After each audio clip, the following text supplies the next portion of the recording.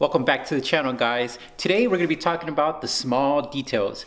Now, today's video is going to be about the small things that I've been doing to the NSX and the Supra and show you what's going on.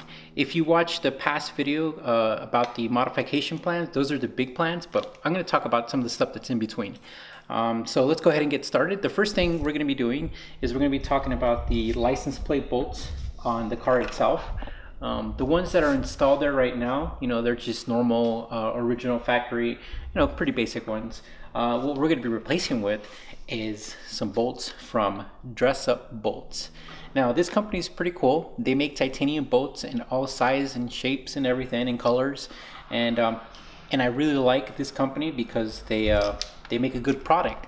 I'm not sponsored by them, but that's okay. When you like a good product, you like a good product. So let's go ahead and get started and take off the old bolts.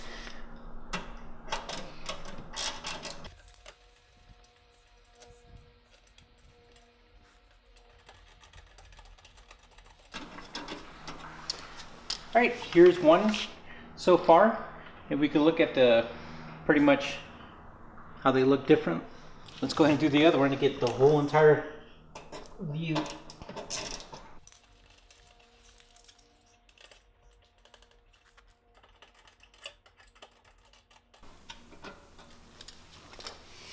All right, there it is. If you could tell, the NSX has kind of a black and red theme. I was going to go with the red bolts, but I felt like they would stand out too much, and I think the black is both subtle but nice, and I like the finished product. All right, guys, let's go ahead and move on to the next thing that we're going to be looking at. All right, guys, so we all know that it's always in the details, and it's always the small little things that count. Now, I talked about the big modification plans I have for the Supra and NSX, but there's these things that I really want to get done that actually I interact with the car every day, and they mean a lot. And one of those things is the radio. I replaced the stock Toyota Supra OEM radio.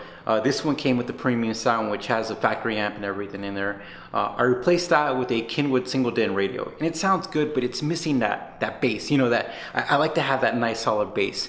And so I was looking for some alternatives, and of course we know the classic: get an amp, put the big old wiring kit, big old fat gauge wires in there, and you're gonna have big old subs and stuff like that. But I really want to go that route because of the work and everything. So I found out that there's an alternative, and it's this Alpine power pack. And this Alpine power pack is really neat. What it does is it's pretty much you splice it into the original harnesses.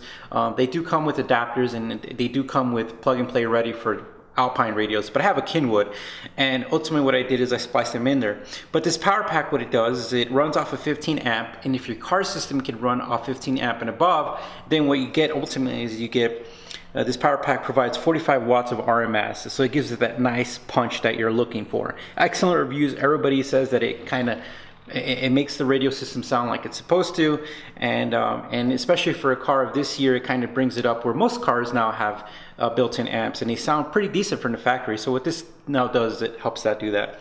One thing I was really fascinated is by these splices. I really love them, and I want to talk further about them. So let's go ahead and go talk about them. All right.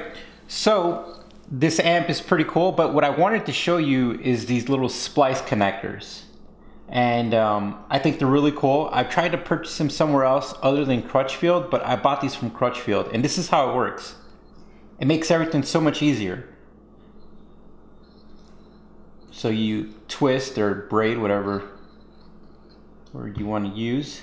You slide this over, and what I like to do is the little splice connector goes over the two wires. It's a very snug fit, and then inside here is it's not hollow. It's got like a tip in there, and what I think it's designed is it when you're twisting it on, it twists the wires as well. Now I feel some resistance on here, so I'm actually, and then you just twist it on and you're done, and that is super secure.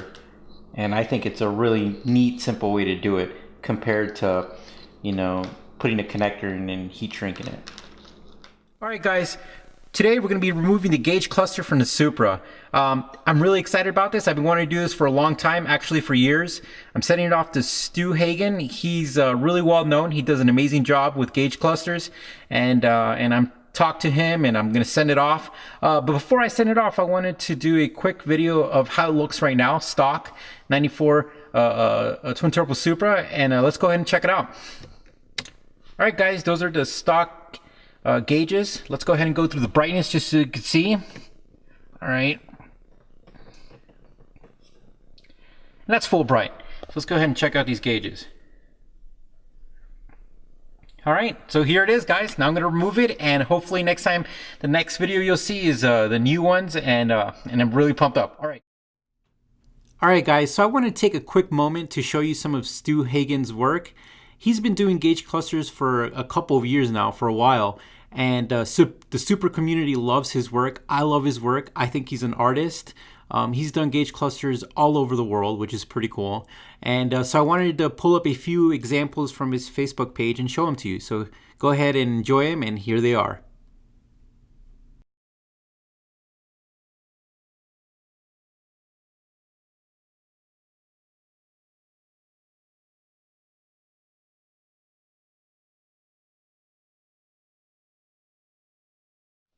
All right, guys, I thought I'd show you this. I think this is something unique. This doesn't happen often. Everything's gone. Most of the dash is empty. The gauge cluster is missing. And guys, it's missing for a reason. If you're in the Supra community, then you know the name Stu Hagen. It's a big deal.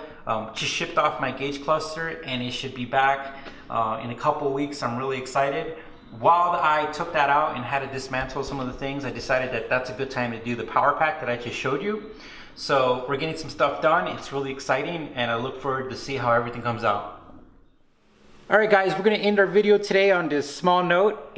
Here is a true burn titanium bolt for the coil pack time belt cover. I think it's gonna be a really nice touch. So what I've done is I've already added the rest, and it goes back to that nice addition to the car.